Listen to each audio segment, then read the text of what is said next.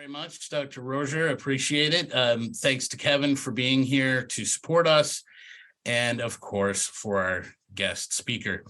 Before I introduce him, I'd like to say that although this event is meant to commemorate, in some ways, the one-year anniversary of the latest Russian invasion of Ukraine, the actual anniversary was February 24th. Because of scheduling, this is the closest we could get to the actual anniversary. Now, it is my great pleasure to introduce our guest speaker for the evening. To say that he's an expert would be an understatement. Indeed, Professor Volodymyr Kravchenko is one of the world's most prominent scholars of Ukrainian and Russian history. After earning his bachelor's and master's degree in Ukrainian history from Kharkiv State University in Kharkiv, Ukraine, Professor Kravchenko earned his candidate and doctoral degrees from the National Academy of Sciences of Ukraine in Kiev. He then worked as a researcher and professor at several universities until he returned to Kharkiv State University, now renamed Kharkiv National University, and served as professor and head of the Department of Ukrainian Studies there until 2012. In addition to his full-time positions, he's been a visiting faculty member at Kiev-Mohyla National University, European University in St. Petersburg, Warsaw University, and Harvard University. He's currently the Distinguished Director of the Contemporary Ukraine Studies Program at the Canadian Institute of Ukrainian Studies and professor in the Department of History and Classics at the University of Alberta in Edmonton, Canada. His fields of specialization include the history of Ukraine and Russian historical writing, the Ukrainian-Russian borderland in historical perspective, and Ukrainian-Russian relations. His complete list of scholarly publications includes more than 170 items published in 8 countries and 3 languages, including works with titles such as Ukraine Faces Its Soviet Past, History versus Policy versus Memory, Fighting Soviet Myths, The Ukrainian Experience, Ukraine, History Confronts Geography, and Ukraine Between Russia and Europe, History Matters. On a personal note, my own work on the history of the people of Kharkiv builds on the base of knowledge provided by Professor Kravchenko. Through his work, he's been one of my intellectual mentors for over a decade. I now give you Professor Volodymyr Kravchenko. Thank you so much, Mike. Can you hear me? Can you see me? Yes, sir. You are giving me too much credit. Thank you for your kind words. Thank you for your kind invitation. It's a great honor for me to be invited here today. And let me start with my PowerPoint presentation. Every time it's not easy for some reasons, but please let me know if you can see the title of the lecture, and okay, everything is okay. So many headlines all over the world commemorated a 1-year anniversary of the Russian-Ukrainian war. Commemoration means history. So this war already has a history. I'm a historian. I'm not a political scientist or military specialist. This is perhaps the first of my many limitations. And the second one, I believe, is also understandable. I am deeply involved in observer. I am Ukrainian, and I consider Putin's Russia a rogue state, which is a danger to the world. Finally, I'm a man of the borderland. I don't know if it's a limitation or should I take advantage of this. My father was born in Russia. My mother was native to Western Ukraine, and I spent about 30 years of my adult life in Kharkiv City, Ukraine, before coming to Canada about 10 years ago. The war itself became so illogical, so irrational, against all common senses that nobody expected it to happen. The war has acquired already global dimension, and I'm afraid put the world on the brink of the Third World War. Geopolitical and domestic dimensions of the war became deeply intertwined. And the sheer brutality of the war also came as a shock for many observers. So far, this is a preliminary statistic of Ukrainian losses and fatalities. I have to say that so far, Russian army killed about more than 10,000 civilians, including hundreds of children. And the atrocities of war crimes committed by the Russian army in Ukraine even compelled European Parliament to declare Russia to be a state sponsor of terrorism. This is another preliminary statistics: internally displaced, more than 5 million, internal refugees, 8 million, and totally more than 13 million people lost their homes. And this is a civilian infrastructure. All these houses, institutions, cultural, sport, and religious buildings were destroyed. Finally, this is Russia, about Russian losses. Russian Federation, according to Ukrainian sources, already lost more than about 50,000 people. It's more than Soviet lost in Afghanistan and more than the United States lost in Vietnam. So why and how did it happen? And what kind of war we are dealing with? I'm looking for the answers on this and other questions in the frameworks of national, imperial, and borderland studies. I believe that at bottom, this war is a continuation of an ongoing nation-state building. Today, it rather became a nation building through war. From historical perspective, it's a war of identities. So in what follows, I will try to contextualize the Russian-Ukrainian war in time and space. I do believe that history matters, in particular in that part of the world where history is not an outdated past. It's a living system of values and even institutions. I will try to describe briefly historical evolution of Ukrainian and Russian identities and their different paths of post-Soviet development. What I don't know is the future. Please don't ask me about it. The thing is that Russian and Ukrainian post-Soviet nation building became mutually exclusive. In 1991, Boris Yeltsin, the first Russian president, publicly voiced his concern about Ukraine. What we are to do with Ukraine? Что нам делать с Украиной? After 30 years or so, Vladimir Putin still has no answer to this rhetorical question, even though he is trying really hard. First, his aim was to transform Ukraine into the second Belarus with Viktor Yanukovych as president. After that, he justified his invasion by the necessity to defend the Russian minority in the Crimea and Donbass from Ukrainian nationalists. In fact, he tried to divide Ukraine under the slogans of federalization. And he started gradual annexation of its territory one by one, starting with the Crimea in 2014. In parallel with this, Putin announced that his goal is demilitarization and denazification of the whole Ukraine, whatever it means. In April 3rd, last year, a prominent Kremlin media outlet, RIA Novosti, published an editorial written by the Russian journalist Timofey Sergeytsev. The editorial under the title, "What Russia Should Do with Ukraine."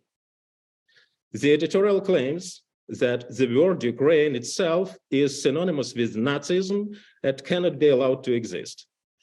It also claims that Ukraine's elite must be liquidated, as re-education in this case is simply impossible. And a significant part of the masses are passive Nazis and accomplices. They should be punished and re-educated. It also contains a detailed instruction of what precisely should be done in order to denazify Ukraine to the extent of the total erasing of Ukrainian identity and the very idea of Ukrainian nation and state. Recently, President Putin announced that the goal of the war he started in Ukraine is to defend Russia against the West, who is allegedly trying to annihilate Russian state and nation. It is difficult to predict what will be coming next. Putin himself became self-proclaimed historian long before the invasion. He is really obsessed with history and constantly referred to history, mostly imagined. The Financial Times recently published a story of the first days of the Russian-Ukrainian war in Moscow. According to some sources, Russian top officials were really confused by Putin's decision to invade Ukraine. So they decided to approach Russian Foreign Minister Sergei Lavrov and ask him why they had not been consulted or at least informed in advance. Lavrov's response was really stunning. He told the Russian boyare that Putin, before making his decision, consulted with Ivan the Terrible, Peter I, and Catherine the Great. This story is too good to be true, but it's easy to believe. The point is that neither Putin nor his entourage ever learned from the past. Ivan the Terrible, who led the Muscovite Tsardom to catastrophe and disintegration of his state, Peter the Great, who opened a window and even door to the West, Catherine the Great, who introduced Western ideas and even institutions to Russia, including secularization, corporate rights, private property, and some elements of the rule of law. It seems like Putin didn't consult with Nicholas I or Nicholas II, or even Stalin after the Second World War to learn about what happened with Russia after their death. The truth is that, speaking of Ukraine and Russia, we are dealing with deeply entangled histories and nested geographies. Ukraine and Russia share common Rus Orthodox, Slavic, Imperial Russian, and Soviet historical legacies. However, we need to take into account two important considerations. First, those historical legacies never were homogeneous. They always were complex phenomena and therefore open to different, sometimes contradictory interpretations. Second, both Ukraine and Russia are in fact borderland countries. All lands in between, all borderland countries have much in common. They have hybrid identities, they have porous and ever-changing boundaries, alternative scenarios of development, interdependence between geopolitics and domestic affairs, and deeply inherited syncretism. I especially like this last point. So that is why histories of the borderland countries are elusive, difficult to grasp, and not easy to articulate. Look at this picture. This is historical terminology, which is a real mess. Many of these terms have been used interchangeably, even though they refer to quite different phenomena. I tried hard to find any regularity or stable patterns of their usage, but after publishing several articles about that, I cannot be satisfied with the results. Several observations are important, though. Rus and Russia are not the same. Russia and Soviet are also not the same. In this table,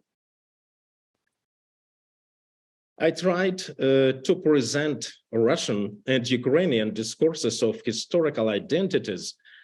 All of them are based on their respective historical legacies and respective mythologies.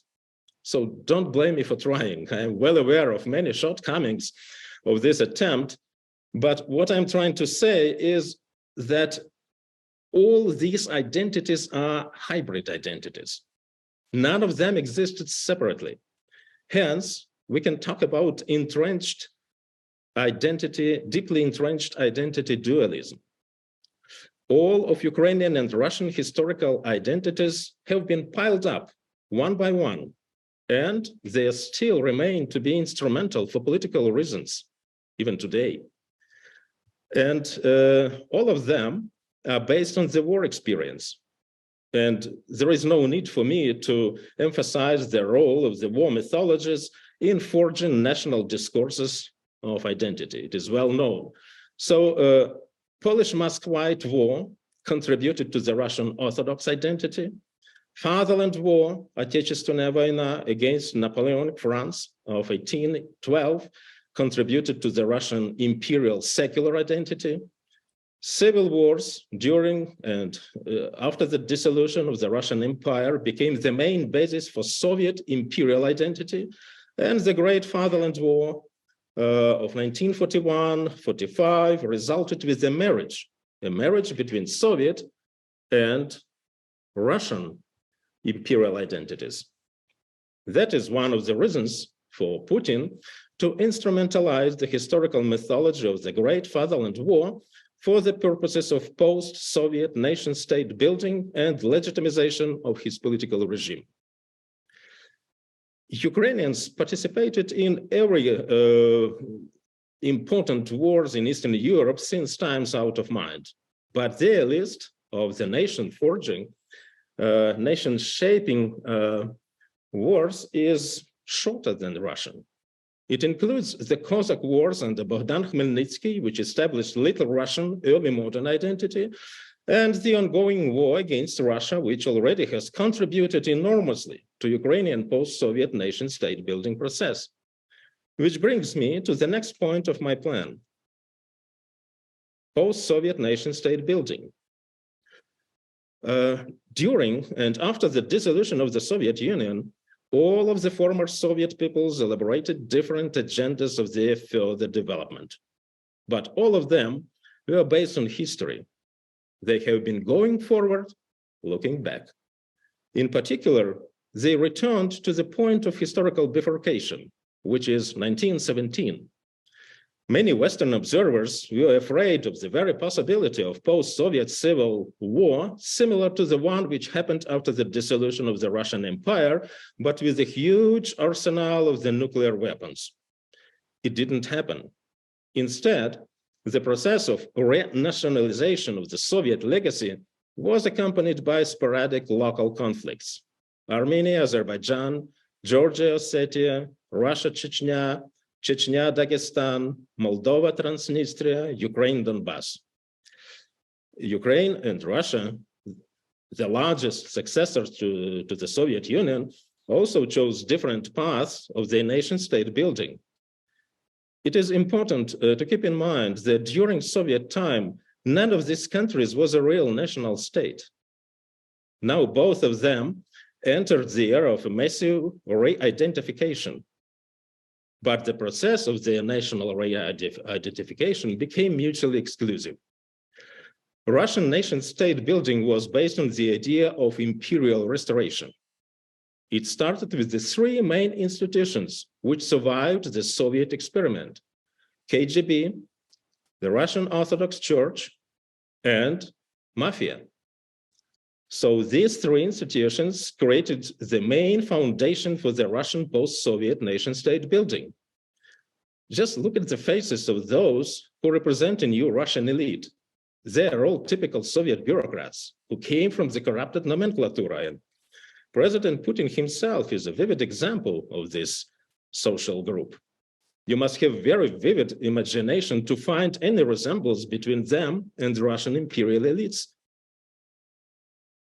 These people are able to imitate, but they are not able to propose a new, attractive idea of the future. So Putin's Russia is a typical Potemkin village, a facade, and an awkward attempt to combine Soviet and imperial narratives. Even the Russian Orthodox Church is a deeply Sovietized institution. All it could do is to replace the idea of the bright communist future with religious fundamentalism, anti-Western resentment, and sacralization of power.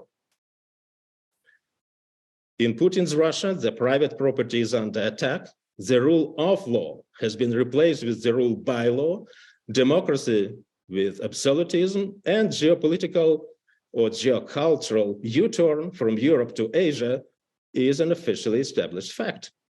What is left is Russian imperial nationalism. Some sociological polls conducted long before the war suggest that the ideas of Russian imperial nationalism were shared by the majority of the Russian society.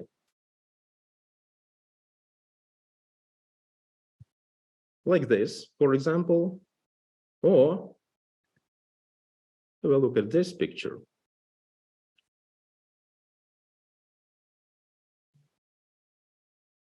The Russian formula of post-Soviet identity became a simple repetition of the triad introduced by Count Tuvarov almost 200 years ago: autocracy, orthodoxy, and slightly updated народность. Now, what about Ukraine? Let me explain why Ukraine is different. To put it briefly, Ukraine, contrary to Russia, is less burdened by historical tradition. Thinking retrospectively, Ukraine benefited from the very weakness of the Soviet institutional legacy. Ukrainian Soviet Republican institutions remained weak, ineffective, and deeply corrupted. They were dominated by the competing oligarch clans. They simply could not be revived in order to be effective. That is why they left a room for a civil society. Contrary to Russia, in which the Russian Orthodox Church replaced the Communist Party and now occupies a central place in the life of the nation, Ukrainian religious landscape appears to be more diverse. There have been several competing Christian Orthodox and non-Orthodox churches in Ukraine, which left some room for secular values. Ukrainian post-Soviet state became desacralized and secularized. Volodymyr Zelensky's phenomenon is absolutely unthinkable in Russia. I cannot even imagine his portrait as an icon to be worshipped. Ukrainians became used to the new political culture in which changing faces at the top of political establishment became normal, not a catastrophe. It also should be taken into account that many Ukrainians were oriented to the Soviet rather than Russian imperial values. Those formerly Soviet-oriented Russian-speaking people contributed to Ukrainian civic, political, not ethnic nation building.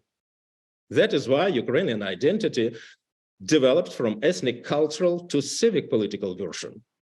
But the important thing, perhaps the most important one, is that after the dissolution of the Soviet Union, Ukraine remained a work in progress.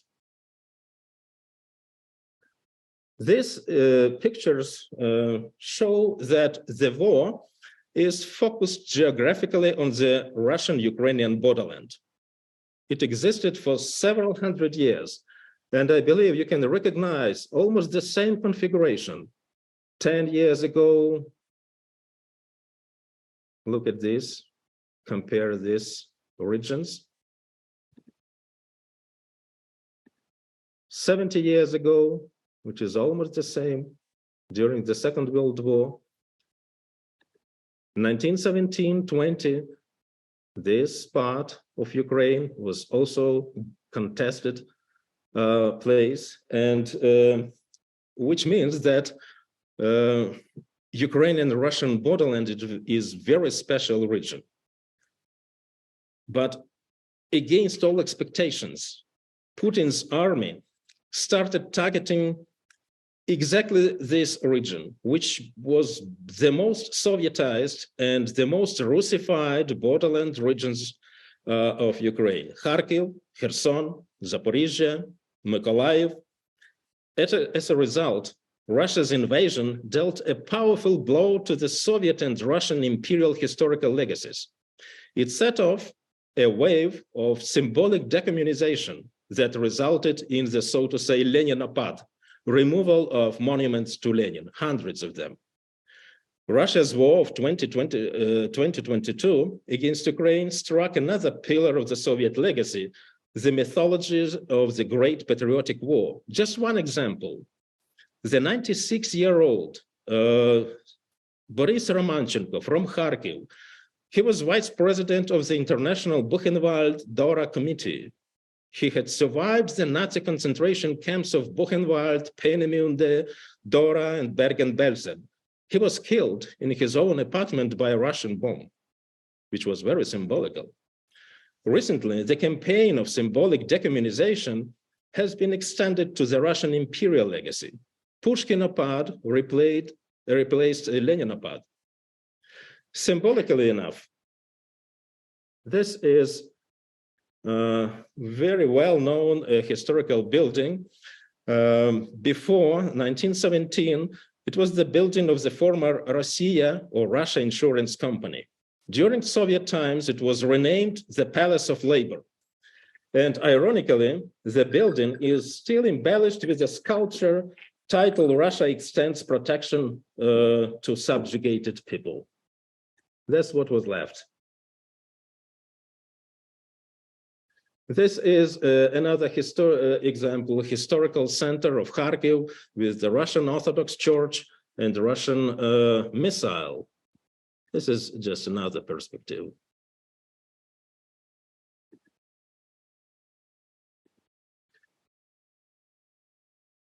Kharkiv's local identity also suffered when the building of the former, of the regional administration, which is located in the very center of the city, as well as famous Kharkiv Barabashova market, were bombed by Russian forces. That's what is left from the largest market in Eastern Europe. Many residential, educational buildings, schools, universities, hospitals, children's playgrounds also have been destroyed. According to Kharkiv Mayor Terehov, the city will have to be rebuilt anew. According to him, Kharkiv dwellers now hate Russians and Russia more than any Ukrainian nationalists ever did. So instead of erasing Ukrainian identity, Putin has contributed more than anybody else to its strengthening. There are some sociological polls.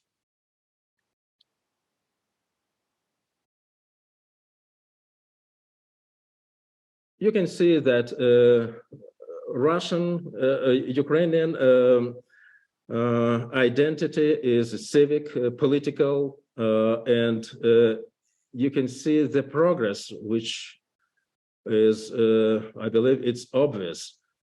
Before the Russian invasion in 2013, 32% of the Ukrainian citizens said yes. And now, look at this number, 97%. So after 1 year of the war, it became obvious that for Ukraine, the war is an existential threat. It's a matter of life and death. For Russia, it's still a matter of international prestige, glory of power, and identity. So after 1 year of the war, to paraphrase Boris Yeltsin, the question arises, what should be done with Russia? Что нам делать с Россией? And let me conclude with a couple of words about my main field of specialization, which is historiography.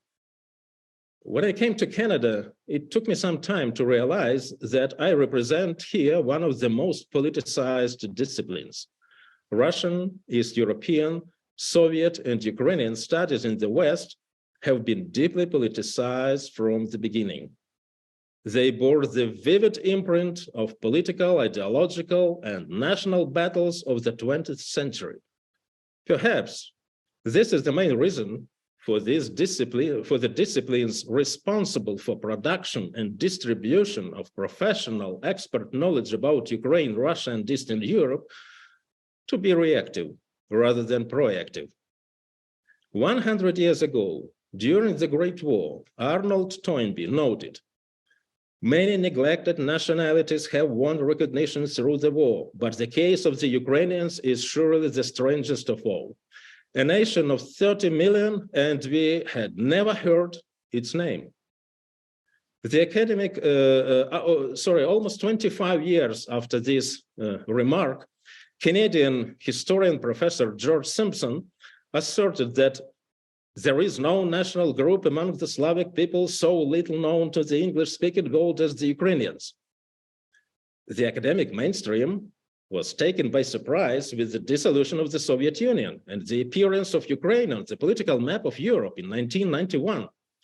The same might be said about Ukrainian Orange Revolution of 2004, Euromaidan of 2014, and the Russian invasion of the same year. Nobody expected Volodymyr Zelensky, a former comic actor, to be elected president of Ukraine in 2019. Just a few of many analysts predicted that Ukraine could resist the Russian invasion for more than a couple of days or weeks. And Russia is still considered by many a riddle wrapped in a mystery inside an enigma. I dare say that even though our small academic kingdom is not rotten, it begs for substantial changes. Thank you very much. Thank you very much, Professor Kravchenko.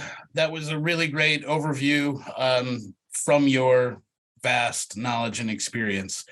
So for the folks in the audience, we invite you to put questions into the Q&A channel, and I'll be drawing questions from the Q&A channel. We already have a couple, but please do put questions, your questions, into the Q&A channel. In the meantime, I do have some questions that I would like to ask. Professor Kravchenko, Kevin has put the link to what I think is your latest article, the East-West article in the chat. In that recent article in the journal East-West, you wrote, and I'm quoting here, "Education did not produce a cohort of Russian intellectuals capable of creating a modern, great Russian discourse of identity. The fact that Russian history repeats itself makes it possible to predict its next turn." And I know at the outset you said, don't ask me about the future, but in your opinion, is there anything in the Russian intellectual tradition that could conjure the notion of a civic-minded social contract that could possibly break Russia's historical cycle of illiberalism?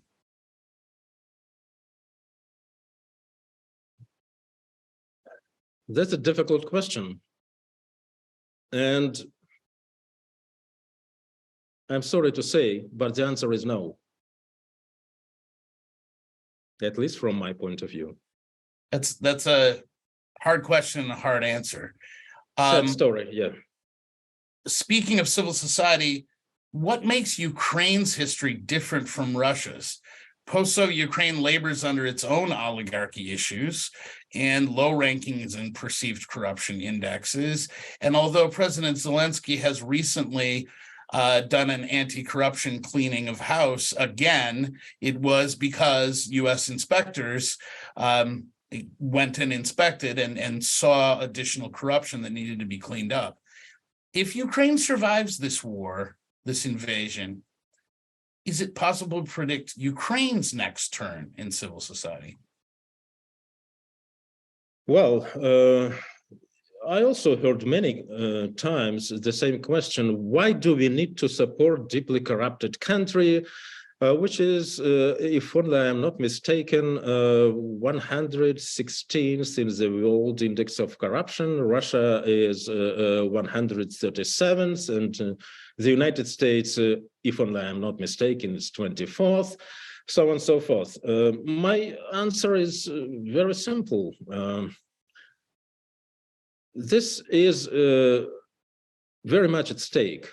And why did the United States supported Stalin's regime during the Second World War, even though the Stalin's regime was uncomparable with anything, maybe just a few countries in the world today. So it's not just about Ukraine, it's about a global dimension, because, many global institutions proved their ineffectiveness. Let's start with the United Nations Security Council. Russia can block anything. It's like a Polish Sejm. one vote, liberum veto, nie pozwalam, and there are many, many other examples that one country can block anything possible to prevent, to insist, in this case, on aggression, on breaking the law, international system of security, and so on and so forth. Ukrainian corruption is well known, but the very fact that we are able to discuss it publicly, and believe me, during the last, I'd say 10 years or so, there are many examples that Ukrainian political establishment is forced to react. They should take into account any signal, any discussion about corruption at the highest echelons. The very fact that it is possible to discuss the corruption is the sign that the struggle with corruption is going on. And once again, I cannot predict, because this war, the fact of the war was unpredictable, and the results of the war we cannot predict. But I do believe that Ukraine is on the right track. Thank you. That's sorry for being so talkative, but no. I think you're doing a wonderful job. And to double down on that, or to ask you an additional question about that, it's because the roots of civil society in Ukraine are deeper and more successful than they are in Russia. Would you agree with that? Absolutely. Without civil society, without volunteers, especially in 2014, I don't think that Ukraine would be able to withstand, to resist the Russian invasion. And, of course, you're a specialist in Ukrainian history, and you know well everything about Kharkiv, I believe.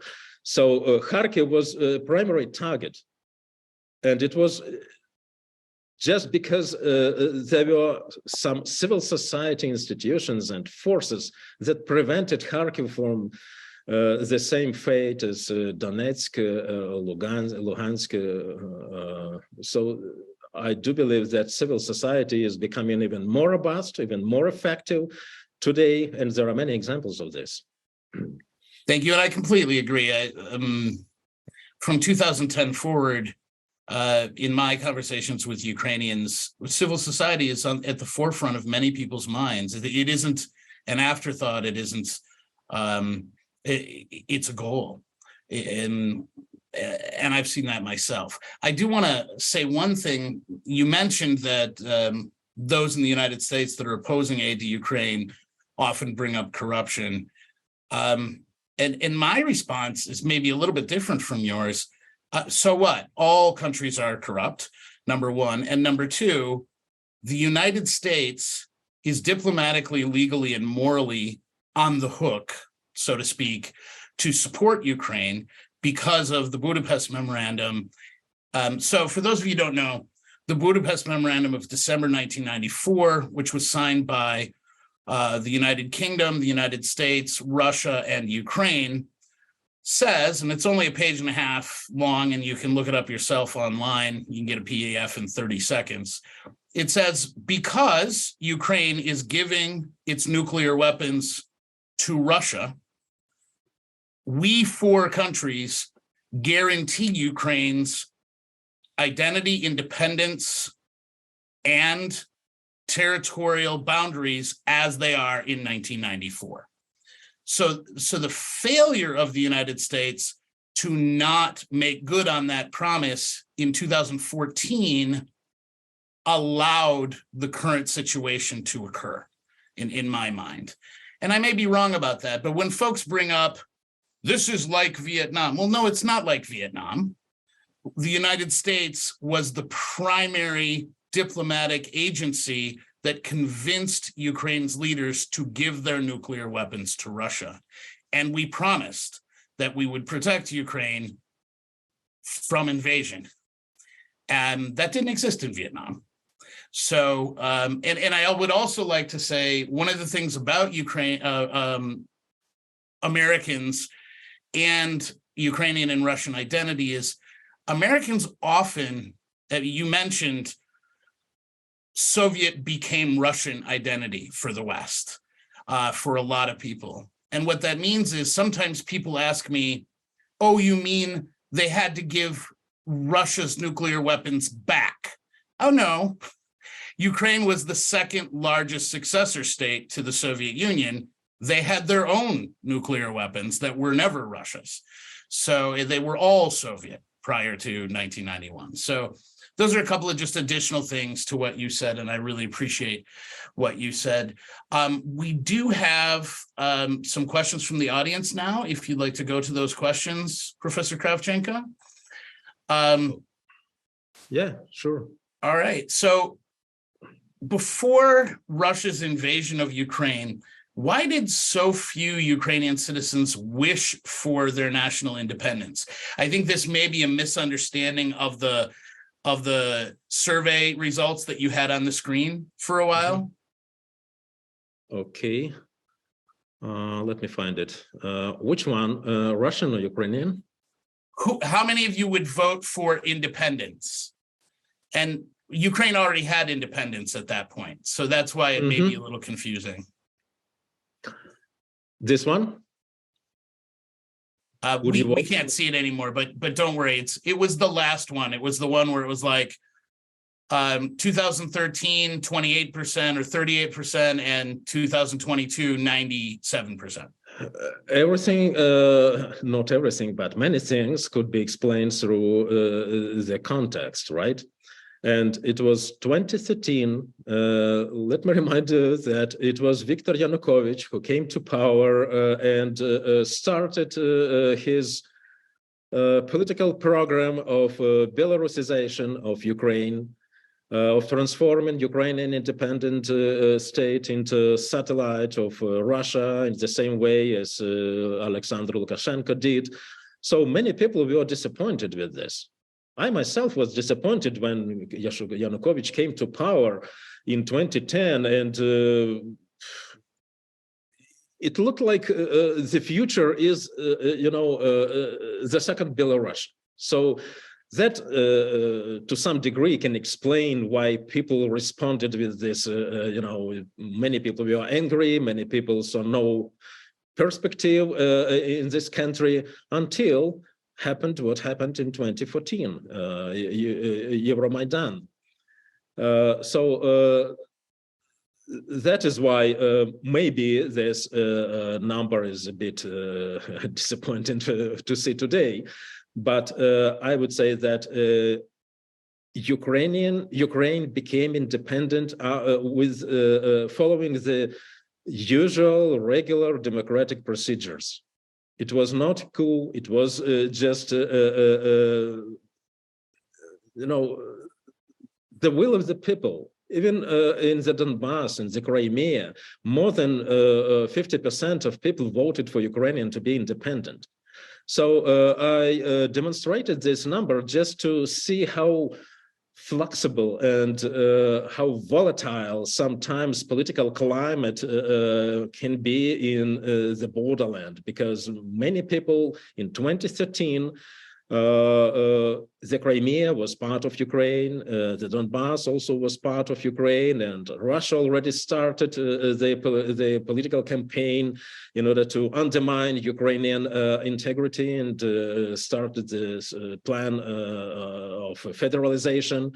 So that is why 30-something% of Ukrainians, but still it was more than those who answered with no. Thank you, Professor. Next question. The Russian role in the war in Syria seems to this questioner to have been almost a rehearsal of the invasion of Ukraine. I'm also concerned that the world seems to have abandoned Syria. What do you think? I'd say that the war in Syria was just another example of the Russian way of conducting war. And before that, it was 1993, sorry, Chechnya. Yeah, I mean, don't forget Georgia in 2008. Yes, but during the last war in Chechnya, the capital of Chechnya, Grozny, was simply destroyed. You're saying methods of war. You're right. I'm sorry. Absolutely, yeah. Methods of war, and the same happened in Aleppo in Syria. That's what is happening now in Ukraine with Mariupol, with Kharkiv. So all I'm saying is that, but thinking retrospectively, it's much more easier to recognize that something wrong is going on. But if you are part of this process, if you are contemporary, okay, in Syria, there are some other, countries, forces, and the war is a war. But today, we can see that this is the Russian way of conducting the war, the Russian brutality and atrocity. They are deeply rooted in this, the very mentality, the very strategy. Just let us destroy everything possible, and after that we will see. That makes any plan of started negotiations with Russia, just ridiculous. There is nothing to negotiate with the country which is going to annihilate you totally, which doesn't recognize that you exist. So that's, once again, my answer, maybe I'm, just stop me when I'm getting talkative. No, I thank you. I think it's great.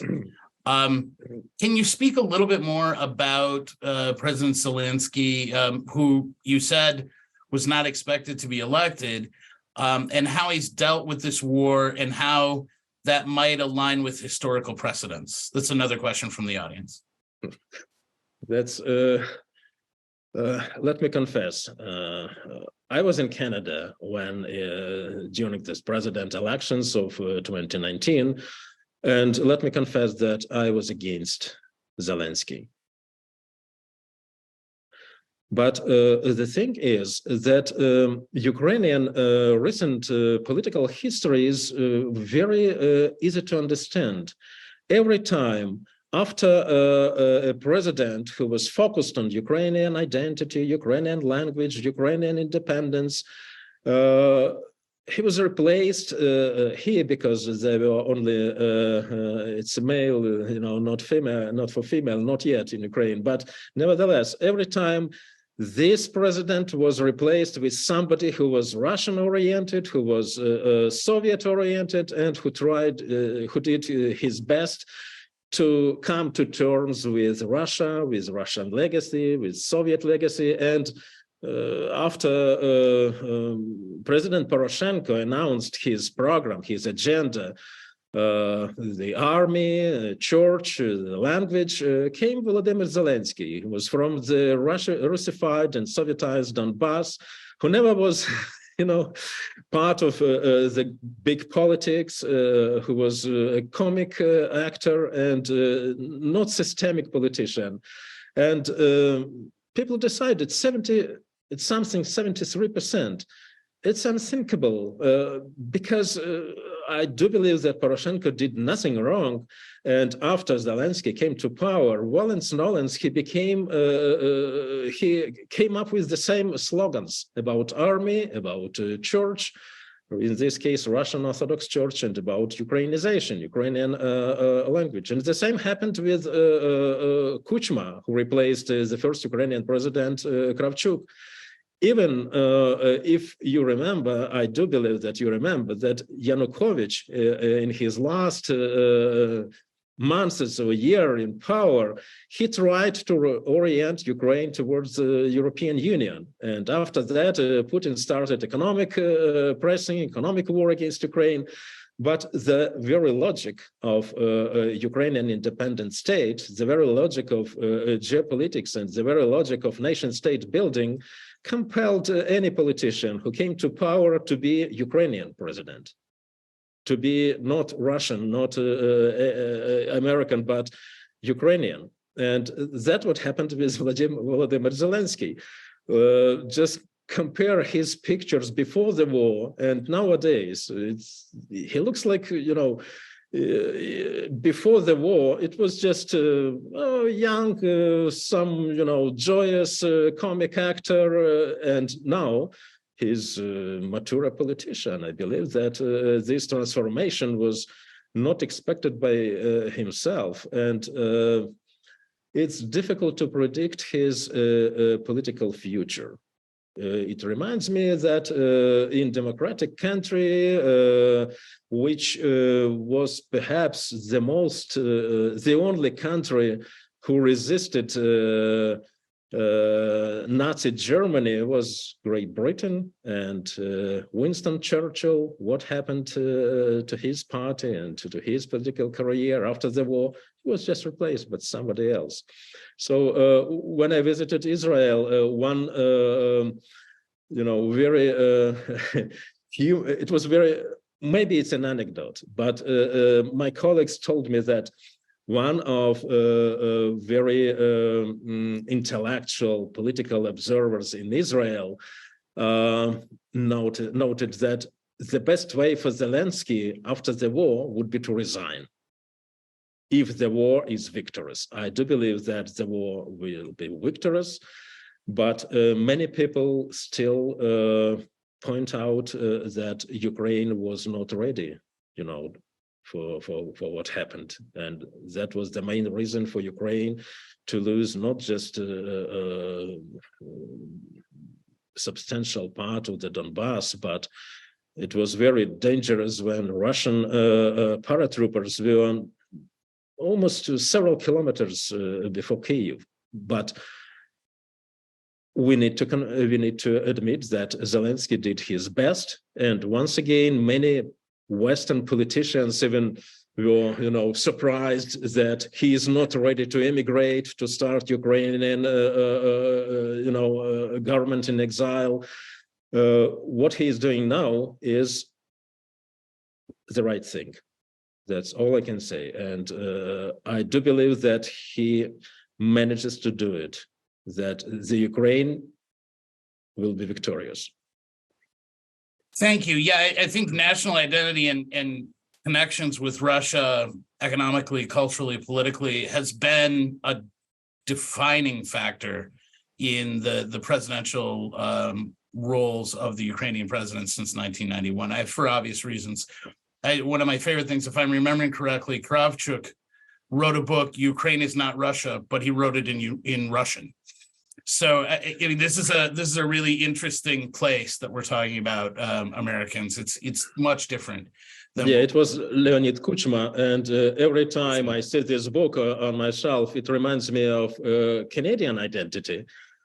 Canadians used to say we are not Americans, but it is very difficult, to grasp the idea of Canadian identity. Maybe that's why Zbigniew Brzezinski compared Ukrainian-Russian relations to Canadian-American relations. But as far as I know, and please feel free to correct me if I am wrong, but during the last 100 years or so, America never intended to occupy or to destroy Canada, or to say that, oh, they're English-speaking people, we are one nation, we should be one nation. Instead, President Trump proclaimed that, okay, how can we be friends? You burned our White House in 1812. So once again, it's difficult to grasp, but nevertheless, it's obvious that Canadians are not Americans. Yes, thank you. I think the same language argument that people have is particularly ridiculous. So by that logic, we should be part of Britain here in the United States. The Zelensky issue, when Zelensky won, I remember friends and colleagues asking me about him, and I said, I don't know how he won. He's Ukraine's Jimmy Fallon. He's a comedian. But the man truly has risen to the challenge. It will be interesting to see what happens to him, no matter what happens to Ukraine. In the area of presidents, we have another question, Professor.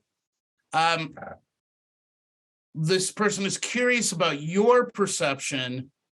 And here, this question, I mean, I do Holocaust teaching, right? And this question reminds me of us Holocaust historians trying to figure out how much of what happened in Nazi Germany is the responsibility of Hitler and how much is responsibility of the society or the top power brokers in Nazi Germany. But this question is very similar. I'm curious about your perception as to how much of this war can be attributed to Putin himself or to his cohort. In other words, is Putin a cog in Russia's wheel?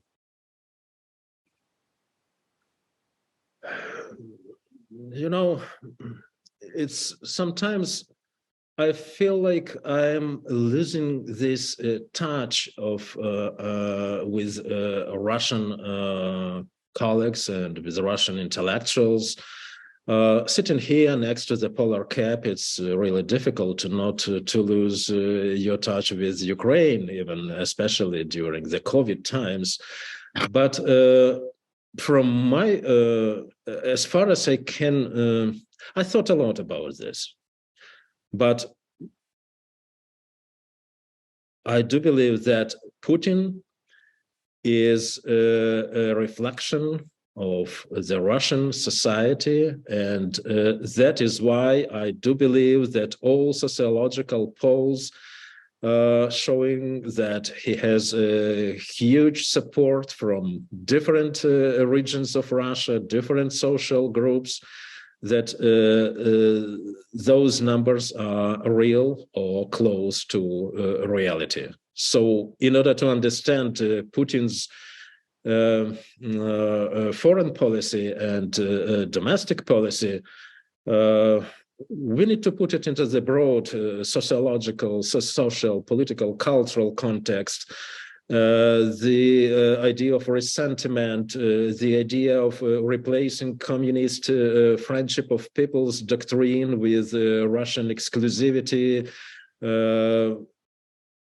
And what is difficult sometimes for me to explain is how easy it was for Putin and his regime to transform even well-known intellectuals and politicians and writers, artists to inject them with the idea of Russian imperial nationalism. That is very difficult for me sometimes to understand, because maybe because I'm mostly some of my colleagues, they are of course Western oriented, European oriented. Some of them, I don't know what happened to them, but some of them managed to immigrate. They became part of the last wave of the Russian intellectual immigration. If only I'm not mistaken, there are several hundred thousands of them. And this is very interesting to see to ask them about what would happen with Russia. Ukraine, their way of understanding Ukraine. And I believe that many of them, they are on the right page of history, on the right track.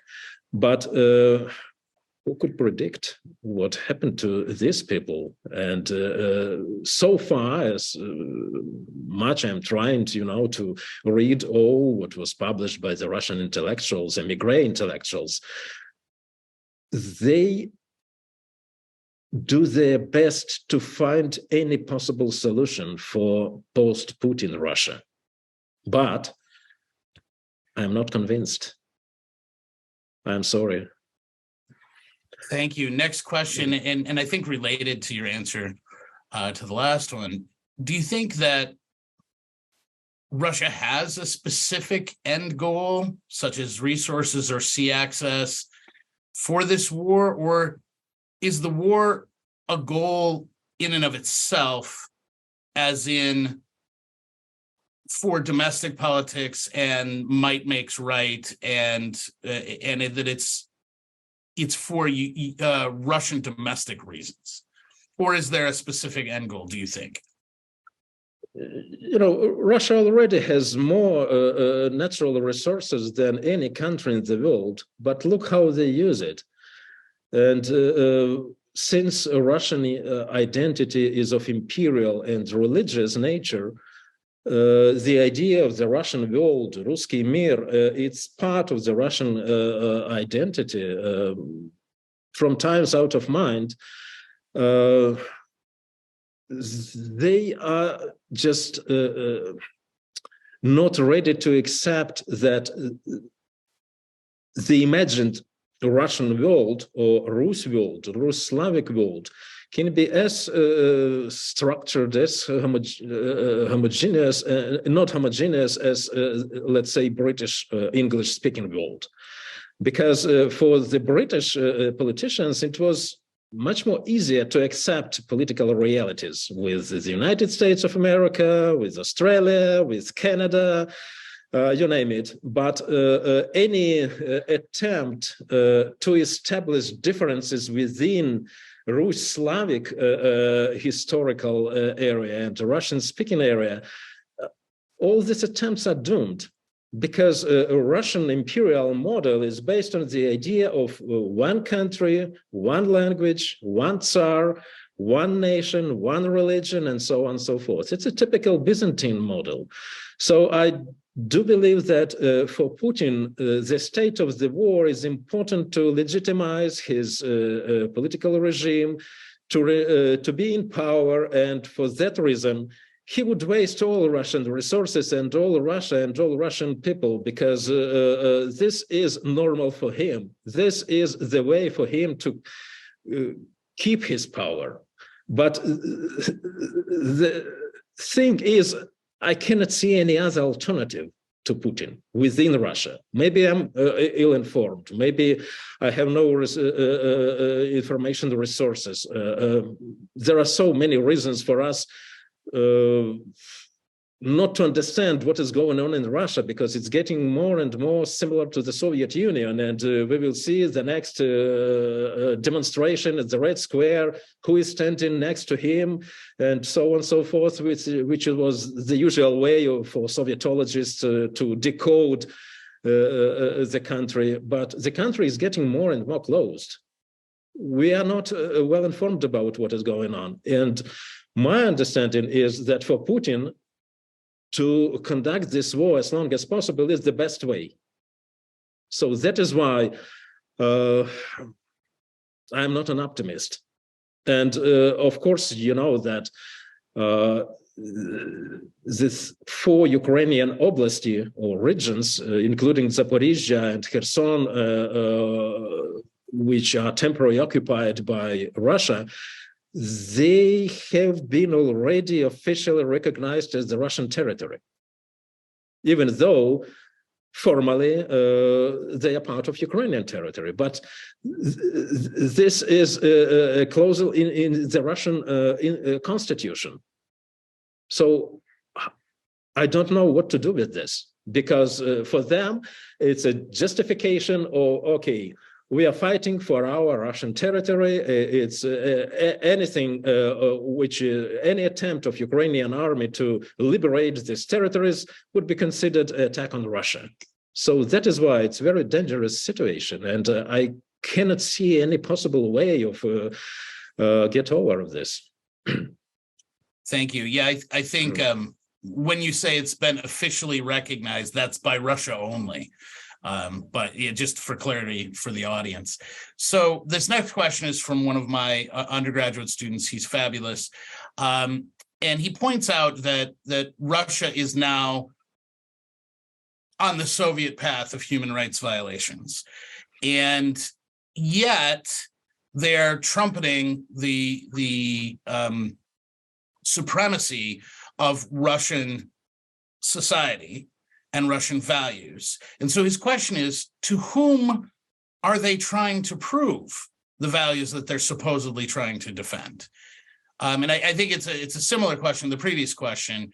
To whom are they trying to say that we're defending these values? Yes, but, yes and but. And what is important comes after but, right? So Putin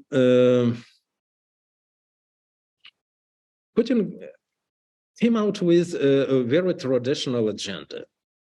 And his agenda includes, so to say, traditional Russian values and traditional Russian ways of doing things, of doing politics, so on, so forth. But I do believe that there are people in other countries, in Europe, in the United States, in Asia and Africa, who are also trying to resist the process of globalization and to insist on their uniqueness and on their unique traditional values. So that is why, like it or not, but there are countries, those countries who voted, who supported Russia during the recent general meeting of the United Nations, countries from Asia, countries from Africa, Latin America, very pro-Russian countries, and even in Europe, Hungary, which is also. I'm trying to be politically correct and not to accuse anybody else in being nationalistic, but Hungary is a European ally of Russia, and they insist on the same traditional values and historical revisionism.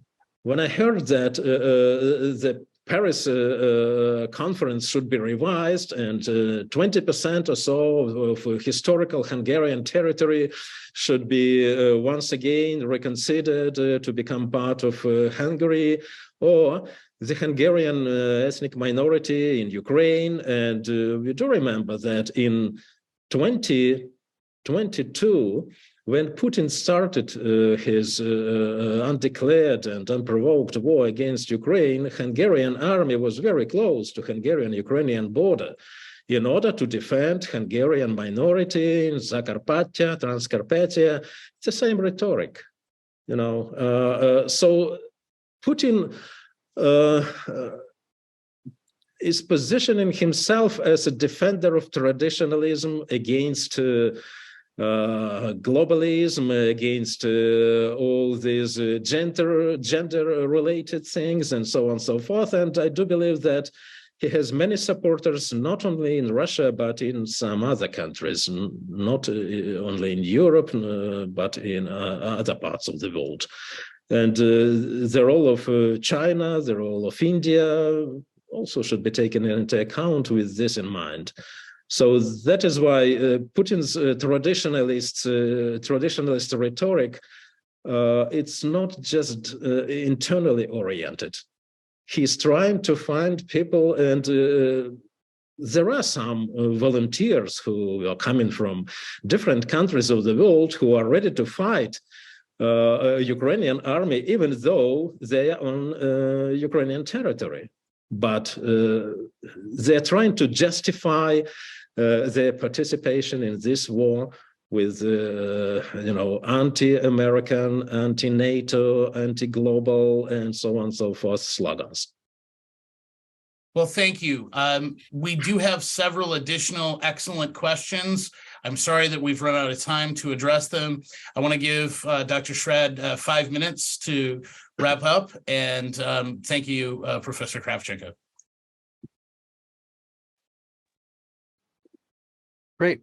Well, thank you, Mike. Dr. Westrate, this has been a very lively discussion, some great questions there. Thank you to Paul and Kevin and everyone here at the Albert LePage Center for History in the Public Interest. And especially great thanks to Dr. Volodymyr Kravchenko for a very informative and stimulating discussion. My name is Mark Schrad. I'm the Director of Russian Area Studies and Professor of Political Science here at Villanova. And my point here, I guess, is to kind of draw out some particular threads from the presentation that I think are particularly noteworthy, and sort of highlight some of those. So a couple of different things that kind of struck me from the presentation, and of course, Dr. Kravchenko began his presentation with the proviso that he's a historian and not a political scientist. And from the political science side of that divide, I'd like to say that we should just erase all those sorts of divisions, and so in particular, because I think some of the focus that we have from a disciplinary perspective in political science has gotten this entire Ukraine situation wrong from the very beginning, and in some cases has contributed to much of the misunderstandings that I see here. And so yeah, there's not a problem of divisions between political science and history, and this is really important because this war that we're seeing in Ukraine is not just a world historical importance type war. It is a war of history, and as Dr. Kravchenko mentioned, the war was inaugurated by Vladimir Putin going on TV and essentially trying to rewrite history and rewrite Ukraine out of history, at least his version of history. And so this is really important because what's at stake here is not just about geopolitics, it is about history, and it is about identity. And that's another theme that I was pulling out of a lot of the comments, a lot of the questions, and a lot of the presentation is about what is Ukraine and what is Ukrainian identity. So those are a couple of things I wanted to kind of bring to our attention here. But from the political science perspective, some of the international relations elements that we focus in on, probably the most well-known international relations scholar these days, at least from a realist or a neo-realist perspective, is John Mearsheimer, and so he's focused on sort of relative power dynamics and trying to understand these things. Now, this has entered into the lexicon, I guess the general public debate in more recent weeks, because he has essentially become something of a defender, kind of a bootlick for Russian imperialist tendencies and defender of Russian imperialism. And so arguing, that some of these understandings from a political science perspective don't particularly explain the war in that way. And so that's particularly problematic. That, I think, would be one area where political science is kind of failed for some ways.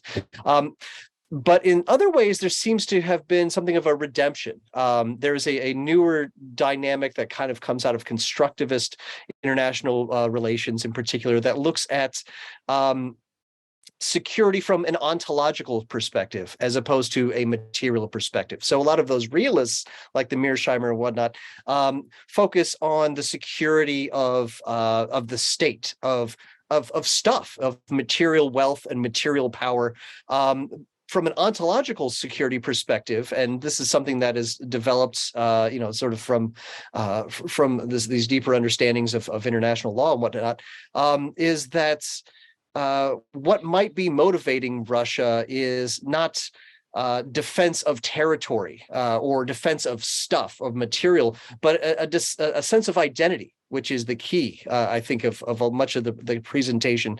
And what's interesting is that if you see from a Russian perspective or from Putin's perspective, and you believe some of the rhetoric that he spews about being threatened by the encroachment of NATO, which hasn't really encroached at all, it's really a threat of Russian national identity. And what's interesting is that if you understand Russian identity as historically rooted, as we've been discussing here, Russian identity has been almost synonymous with empire, going back to the Russian imperial period, to the Soviet period, talking about some of these commonalities. And so if you integrate that deeper history and deeper identity understandings of Russian motivations with this sort of understanding of ontological security, well, then suddenly you see the existence of Ukraine as a separate entity and something that is particularly sort of Western leaning as kind of a threat to your own identity. And so that might be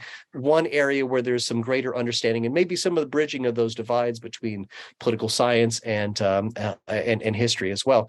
The other one I'll mention in terms of, I guess, maybe political science villains, if you will, would be that of Samuel Huntington, right? So the famously known from for this the Clash of Civilizations thesis, as it regards to Ukraine, his Clash of Civilizations suggested that there was a fissure between East and West. This was kind of the plate tectonics understandings of conflict in the world, and so you had sort of the divisions between what he said is sort of Western Christianity in sort of Western Ukraine and Eastern Orthodoxy in sort of Eastern Ukraine and into Russia.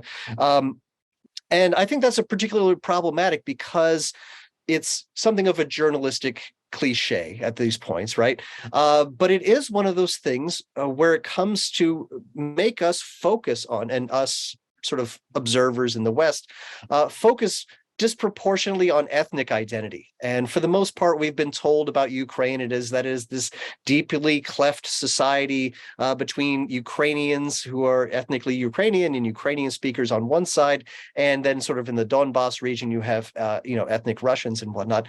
And we've sort of, in the same way that we kind of reify and try to make real sort of the divisions between red states and blue states in the United States, we do the same thing in Ukraine. We try to reify and make real these distinctions between sort of the orange states, I suppose, and blue states, between sort of the pro-West and the pro-Russian areas. And what that has done, I think, is blinded us in particular to something else that Dr. Kravchenko has mentioned here, and that's the development of a civic identity, especially over the past decade since the Revolution of Dignity in 2013, 2014, and evidence particularly with the rise of Volodymyr Zelensky in particular, is sort of the embodiment of this new Ukrainian civic identity rather than ethnic identity. Because again, as you're talking about, like when Zelensky was on the campaign trail and people were kind of surprised by this, part of it was, he was not only not a traditional incumbent type, candidate, he kind of defied that sort of red state, blue state, or orange state, blue state, I guess, divisions, right? So here is a guy who speaks Russian, is from the East, is Jewish by background, and does not conform to these neat little categories.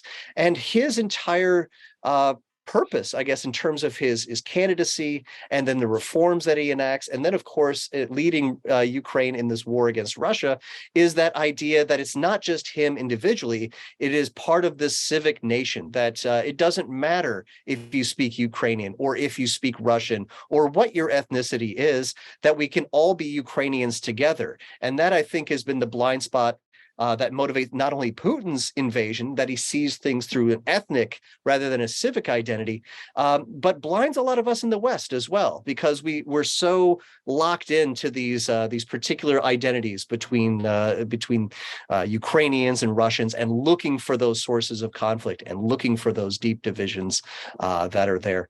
And so I guess the last thing I'll mention, just really briefly, in terms of some of these threads to pull out, is this notion of one of the questions that was asked early on, sort of the difference between post-Soviet Ukrainian history and post-Soviet Russian history. And I was getting a little bit sentimental for a moment. I was thinking back to the first time that I had gone to Ukraine back in 1998. I took a train from Moscow, and a little coupe, a little 4-person room, and you get to know everybody on trains. And I shared a coupe with a guy from Odessa in Ukraine and a guy from Moscow, and it was 1998. And there weren't these divisions. There wasn't this idea of the horrors of the West and sort of the drumbeat. And so there was that kind of development of this notion that we're all on the same team. We're all just human beings kind of living out the human experience, and those divisions between ethnicity and nationality didn't really matter. And that's maybe sort of the vision for the future, those divisions between, me as an American here and this guy who's Ukrainian and a guy over here who's Russian. We were all just trying to get through this existence together. And having a little bit of enjoyment on the way. Somewhere it went off the rails, not to use the train metaphor, I suppose, too much. But in some ways, what I've seen sort of stepping back is, and reflecting on those time periods in that immediate kind of post-Soviet years in the 1990s, what I'm seeing nowadays with sort of the embrace, a full-throated embrace of liberalism, democracy, acceptance, integration, civic identity, all those sorts of things. I think from like a Western perspective, seeing all that come to fruition in Ukraine, even under these horrific circumstances of a war, is something that I think a lot of people really envisioned. That was the future that we wanted for not just Ukraine, but for the entire former Soviet Union, to have an open and inclusive, democratic society that would incorporate all sorts of people, regardless of their divisions, regardless of ethnicity, regardless of religion, regardless of race, creed, or any of those other, civilizational differences or fault lines in that way. And so I wanted to, again, wrap up by concluding and thanking, of course, Paul Rosier and Kevin Fox here at the LePage Center for History in the Public Interest. Thank you very much to Dr. Michael Westrate for fielding these questions and posing them. And of course, to our esteemed guest, Dr. Volodymyr Kravchenko at the University of Alberta. Thank you, one and all. Hopefully you found this as stimulating and engaging as I did. And so on behalf of the Albert LePage Center for History in the Public Interest and our panelists today, we wish you the best and have a wonderful evening.